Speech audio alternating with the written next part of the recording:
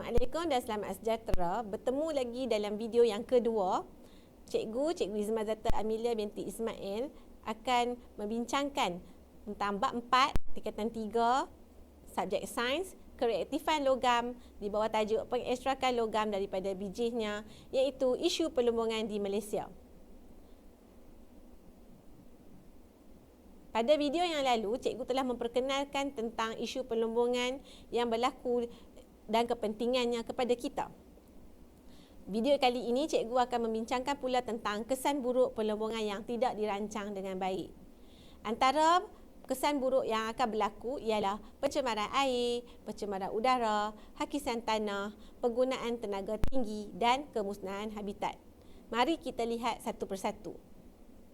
Apakah kesan buruk perlumbungan yang tidak dirancang dengan baik? Pertama ialah pencemaran air. Puncanya ialah sisa pencucian biji akan masuk ke dalam sungai.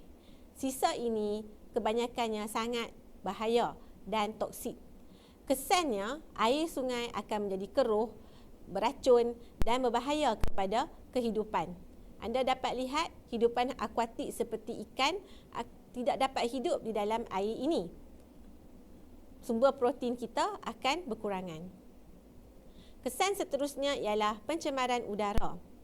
Asap dari relau dan mesin yang dibebaskan semasa pengekstrakan bijih akan menyebabkan pencemaran udara. Kesannya, kesihatan kita akan terjejas. Contohnya mendapat penyakit seperti asma dan batuk.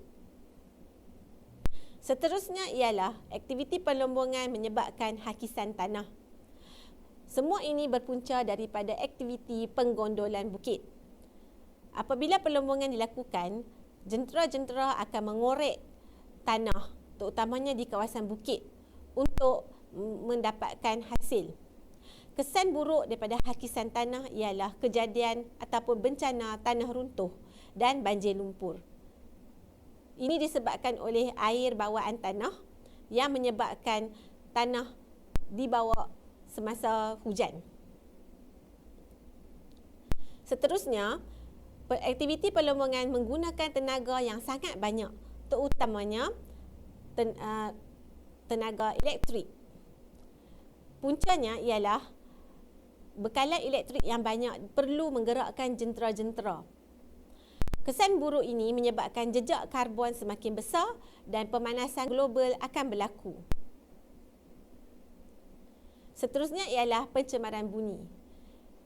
Bunyi daripada mesin, lori dan letupan semasa aktiviti perlumbungan sangat kuat dan menyebabkan pencemaran bunyi yang boleh menjejaskan pendengaran kita.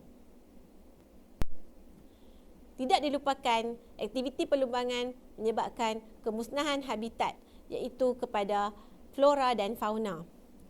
Ini kerana aktiviti perlumbungan banyak dijalankan di kawasan yang belum diteroka. Penyahutanan dilakukan untuk tujuan perlumbungan. Kesannya hidupan liar akan kehilangan habitat.